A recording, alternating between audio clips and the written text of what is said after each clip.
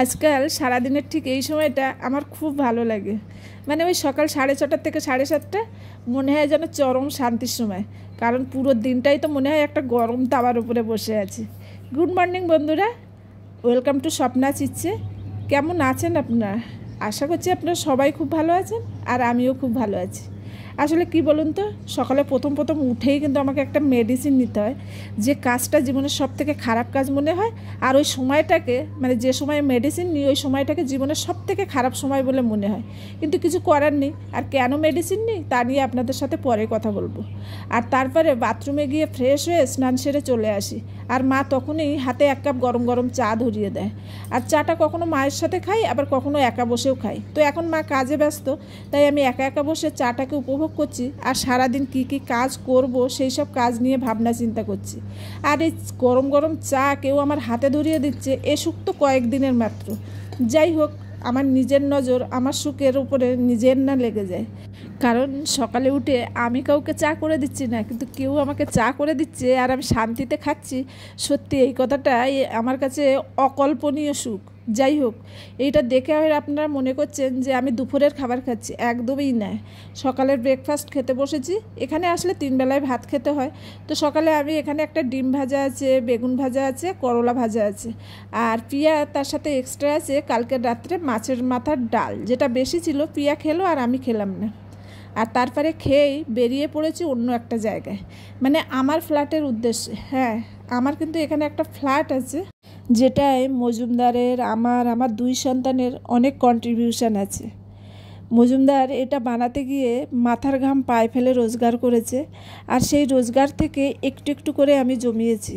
আর এই জমাতে গিয়ে কখনো কোনো বড় স্বপ্নকে টুকরো করে দিয়েছি, আবার কখনো কোনো মনের ইচ্ছাকে একদম দমন করেছি, আবার কোনো শখকে আমরা সবাই মিলে উৎসর্গ করে দিয়েছি এই আমার স্বপ্নের বাড়ি বানাতে গিয়ে।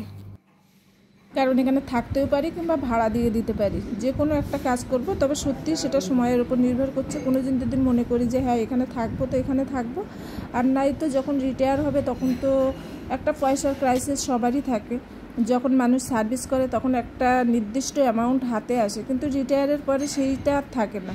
তো তার জন্য একটা এক্সট্রা যদি কোনো ইনকাম থাকে সেটা কিন্তু খুবই সুবিধার হয়। তো আমি ভেবেছি যে এই ফ্ল্যাটটাকে তখন হয়তো ভাড়া দিয়ে দিতে পারি।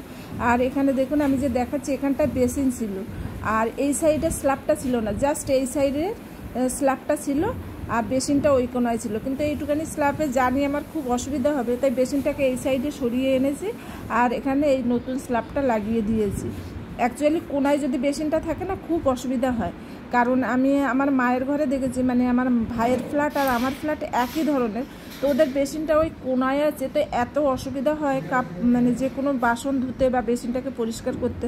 তো তার জন্য আগেই আমি ওটাকে সরিয়েছি। আর যেহেতু ওই পাথর কেটেছে না, তার জন্য একদম ঘর পুরো ধুলো ধুলো হয়ে যাচ্ছে।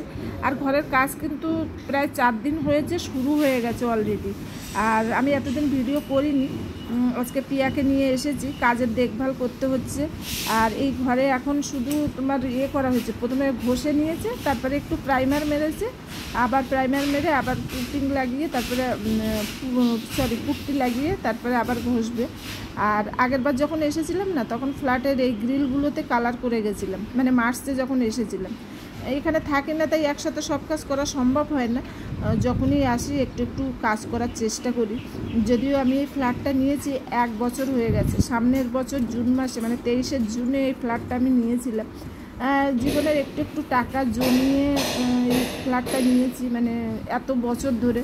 তবে চেষ্টা তো অনেক দিন আগের থেকেই করছিলাম ফ্ল্যাটটা নেওয়ার জন্য, বা ফ্ল্যাট হোক, জমি হোক, বাড়ি হোক, কিন্তু লাস্ট অবধি এই ফ্ল্যাটই নিতে হলো, কারণ এটাই পেলাম। তো এইসব ঘর, বাড়ি, জমি, জায়গা, এগুলো কিন্তু সময়ের উপর নির্ভর করে। আমি যতই বলি না কেন যে আমার চাই, সেটা কিন্তু কখনোই হয় না। সময় যখন আসে তখন ঠিক হয়ে যায়। অ্যাকচুয়ালি আমরা যেহেতু বাইরে থাকি, তাই যে একটা সুন্দর জিনিস দেখভাল করে কিনবো সেটা সম্ভব হয় না। তো কারোর উপর নির্ভর হয়ে থাকতে হয়। তো আমার বাড়ি তেমন কেউ নেই, মানে মেজদা আছে, মেজদা কাজের জন্য ব্যস্ত থাকে, আর এখানে আর কেউ নেই। তার জন্য ভাইকে বলেছিলাম যে একটা যদি আমার জন্য কোনো ফ্ল্যাট দেখে বা কোনো কিছু, জমি হোক, যাই হোক, একটা দেখে তো আমি নিতে পারি। তো ভাই এটা দেখে দিয়েছিল। ওর পাশাপাশি আছে, তাই একদিক থেকে অনেকটাই সুবিধা আছে। আমি সবসময় যাতায়াত করতে পারিনি, সমস্ত সুবিধা অসুবিধা ওই দেখে। তো ভাই দেখাশুনো করার পরেই এই ফ্ল্যাটটা নিয়েছিলাম। তো 1 বছর এইভাবেই ছিল। এখন ভাবছি একটু একটু করে কাজগুলো করে রাখি, কারণ প্রিয়াও এখানে পড়বে এখানে থেকে, তো মাঝে মাঝে ঘরে আসতেও পারবে। তো তার জন্যই আমি এই কাজটা করলাম আর কি। তো যাই হোক, এখন পুরো দায়িত্বই আমার, কারণ মজুমদার তো ছুটাছুটি করে এসব কাজ করতে পারবে না। আর কলকাতায় যা একটা গরম, মজুমদারকে নিয়ে আসলে কিন্তু সত্যি মানে কাজ করা বাদ দিয়ে আমার হসপিটালেই বেশি ছোটাছুটি করতে হতো, কারণ মজুমদার এই গরম নিতেও পারবে না আর এত ছোটাছুটি করতেও পারবে না। আর কাজটা যদিও কন্ট্রাক্টে দেওয়া হয়েছে, কিন্তু ঘরের যেসব রং সমস্ত যে জিনিস লাগবে সমস্ত কিছু আমিই কিনে দেবো, সেই রকম কথা হয়েছে। তাই আমাকে সারাদিন কাজ দেখতে হচ্ছে, তারপরে সন্ধেবেলা কিংবা দিনের বেলায় যখন তখন ছুটে মার্কেটে যেতে হচ্ছে, কারণ জিনিস আনার জন্য। তো এখন আমরা বাড়ি চলে যাচ্ছি, দুপুর হয়ে গেছে। তো কাজ কিছুটা হয়েছে, একটা ঘরে ফার্স্ট কোট রং লাগাচ্ছে। শুভ সন্ধ্যা বন্ধুরা। দুপুরের পরের থেকে ভিডিওটা আর কন্টিনিউ করিনি, কারণ আজকাল সত্যি খুব টায়ার্ড হয়ে যাচ্ছি। ঘরের কাজ নেই তবুও টায়ার্ড হয়ে যাচ্ছি, কারণ ফ্ল্যাটে মিস্ত্রিদের পিছনে তো ছুটোছুটি করতে হচ্ছে সারাদিন, ওদের পিছনে মানে একটুখানি চিল্লাচিল্লি করতে হচ্ছে, তারপরে হচ্ছে বাইরে যখন তখন বেরিয়ে যেতে হচ্ছে। তো গরমটা তো আর কম নয়, তো এই গরমেই মনে হচ্ছে একটু বেশি টায়ার্ড হয়ে যাচ্ছি। তো এখন কিন্তু সন্ধ্যাবেলা পিয়াকে নিয়ে আমি বেরিয়ে পড়েছি, মার্কেটে যাব। মিস্ত্রির কাছ থেকে জেনে নিয়েছি কতটা কি নিতে হবে না নিতে হবে। আর আমার জামাইবাবু কালকে দুপুরেই চলে এসেছিলো, আমি কাজ শুরু করে দিয়েছি শুনে জামাইবাবু চলে এসছে। তো জামাইবাবু এসে আগে দোকানটা দেখলো, দেখে ফোন করেছিল, তারপরে প্রিয়াকে নিয়ে আমি চলে এসেছি। অ্যাকচুয়ালি মিস্ত্রিরা বলে দিয়েছে কতটা নিতে হবে কোন কালার, তো সেই পরিমাণে কালার নেওয়ার জন্য চলে এসেছি।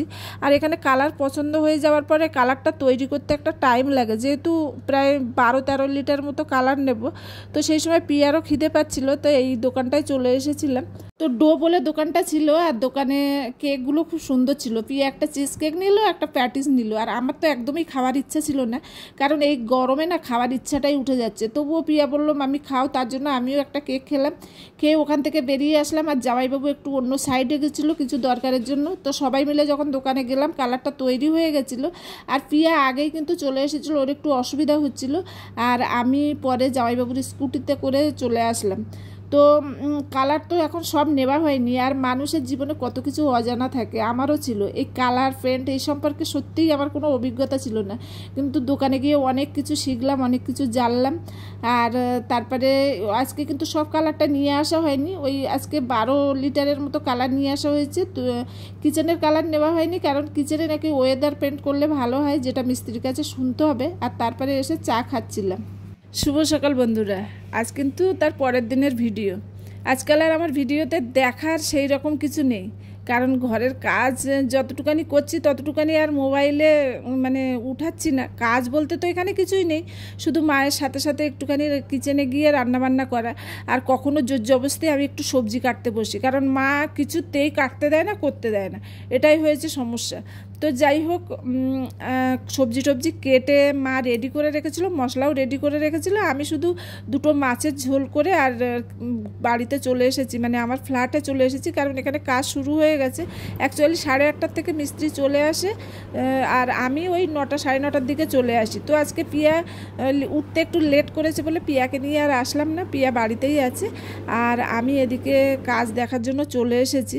তবে হ্যাঁ, এতক্ষণ যে দেয়ালের গায়ে দেখাচ্ছিলাম না, ওই কালারটা দেখাবার চেষ্টা করছিলাম, কিন্তু কিছুতেই আপনাদের সাথে কালারটা ঠিকঠাক দেখাতে পারলাম না, কারণ আমার মোবাইলের ক্যামেরায় কালারটা পারফেক্ট আসছে না। তো যাই হোক, হালকা যে লাইট কালারগুলো আছে সেগুলো কিন্তু অ্যাকচুয়ালি 1 কোট করে লেগে গেছে প্রত্যেকটা ঘরে, মানে 3টে বেডরুমে আর ডাইনিং প্লেসে 1 কোট করে লেগেছে। আর মানে কাজটা আজকে ওই অবধি থেমে গেছে, 4টার সময় ওরা চলে গেছে। আর এখন কিন্তু আমি বেরিয়ে পড়েছি পিয়াকে নিয়ে, মার্কেটে যাচ্ছি, কারণ কিছু কালার আনতে হবে। কালকে তো বুঝতে পারিনি ওয়েদার পেনটা কী করতে হয় না করতে হয়। তো মিস্ত্রি বলে দিয়েছে, মানে দোকানদার বলে দিয়েছিল যে মিস্ত্রির কাছ থেকে শুনে আসতে। তো মিস্ত্রির কাছ থেকে শুনতে উনি বললেন যে ঠিক আছে ওয়েদার পেনটা নিয়ে আসো। তো আজকে সেই ওয়েদার পেন্ট নিতে যাচ্ছি, আর তার সাথে সাথে আরও কিছু কালার নিতে হবে। আর তার সাথে আমি যে পর্দা পর্দাগুলো ঘরে লাগাবো, সেই পর্দার যে লাগানোর যে রডগুলো আছে সেগুলো একটু দেখে আসবো যে কেমন দাম নিচ্ছে। আর রডের মাথায় এখন নানান ধরনের ডিজাইনের যেগুলো লাগানো হয় সেগুলো একটুখানি পছন্দ করে আসবো যে কোনটা আমার পছন্দ। অ্যাকচুয়ালি একা একাই সব পছন্দ করতে হচ্ছে, কালার বলো আর যাই বলো না কেন। তো মনের ভিতরে তো একটু খুঁতখাতানি থাকেই, যদি মজুমদার থাকতো তাহলে একটু ভালোই হতো, কারণ দুজনে মিলে সব কিছু চয়েস করতে পারতাম। হ্যাঁ, পিয়া আমার সাথে আছে, তবুও মনে হচ্ছে কোনো কিছু চয়েস করার সময় যে ঠিক করলাম কিনা, মজুমদারের পছন্দ হবে কিনা। তো এইভাবেই চলছে।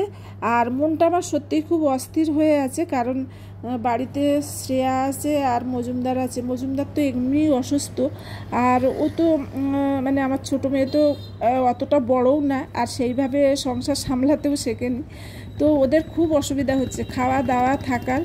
আর ওখান থেকে যখন ফোন আসছে তখন আমিও এখানে খুব অসুবিধা ফিল করছি, মানে শান্তিতে কাজ করছি এমনটাই নয়। তাই প্রতিনিয়ত মিস্ত্রিদের তাড়া দিয়ে যাচ্ছি যে যত তাড়াতাড়ি আমার কাজটা শেষ হয় আর কি। প্রত্যেক দিন বলছি যে একটুখানি লেবারগুলো বেশি বেশি পাঠাতে, কিন্তু সেই মানে কাজে টাইম লেগেই যাচ্ছে। আজকে তো প্রায় 6 দিন হয়ে গেল আমার ঘরের কাজ চলছে, তবে জানি না আর কতদিন লাগবে কাজ শেষ হতে। তো যাই হোক, যতদিনই লাগে না কেন আমার চেষ্টা তো থাকবে যত তাড়াতাড়ি কাজ শেষ হয় আমি বাড়ি পৌঁছাতে পারলে বাঁচি। মানে আমি এখন টানায় পড়ে গেছি, এদিকে না শান্তিতে কাজ করতে পারছি না বাড়িতে যেতে পারছি, কারণ ওদের খাওয়া দাওয়ার সমস্ত কিছু অসুবিধা হচ্ছে। আর মজুমদারের জন্য মনটা আমারও খুব খারাপ হয়ে আছে, কারণ ও খুব মানে ওকে খুব এর ভিতরে আমি রাখি, মানে দেখভালের ভিতরে রাখি, খাওয়া দাওয়ার দিকে বিশেষ করে। তো এখন তো সেসব কিছুই হচ্ছে না, কিন্তু আমারও কোনো উপায় নেই, এই কাজগুলোও করতে হবে যেগুলো মজুমদার এসে করতে পারবে না, আমাকেই এসে করতে হবে। তাই আমি খুব মানে মাঝে মাঝে হেল্পলেস ফিল করি যে না ওদিকেও করতে পারছি না এদিকে হচ্ছে। তো যাই হোক, দোকানে এসেছিলাম, কালারগুলো নিলাম, আর এই যে পর্দা লাগানো যে রডের মাথায় যেগুলো থাকে সেগুলো একটুখানি দেখে গেলাম, পরের দিন এসে ফের নিয়ে যাব। তো যে কালার দরকার সেগুলো নিয়ে নিয়েছি, আর পর্দা লাগানোর জন্য যা যা দরকার সেগুলো দেখেও নিয়েছি আর দরদাম করেও নিয়েছি। তো এবার বাড়ি ফিরছি, প্রিয়া একটুখানি ফুচকা খেয়ে নিল, আর মা একটু আলু নিতে বলেছে, তো আলু নিয়ে নেব। তো যাই হোক, ভিডিওটা আজকে এইখানেই শেষ করছি, আবার আসবো আর একটা নতুন ভিডিওর সাথে। ততক্ষণের জন্য কিন্তু আপনারা সবাই ভালো থাকবেন এবং সুস্থ থাকবেন।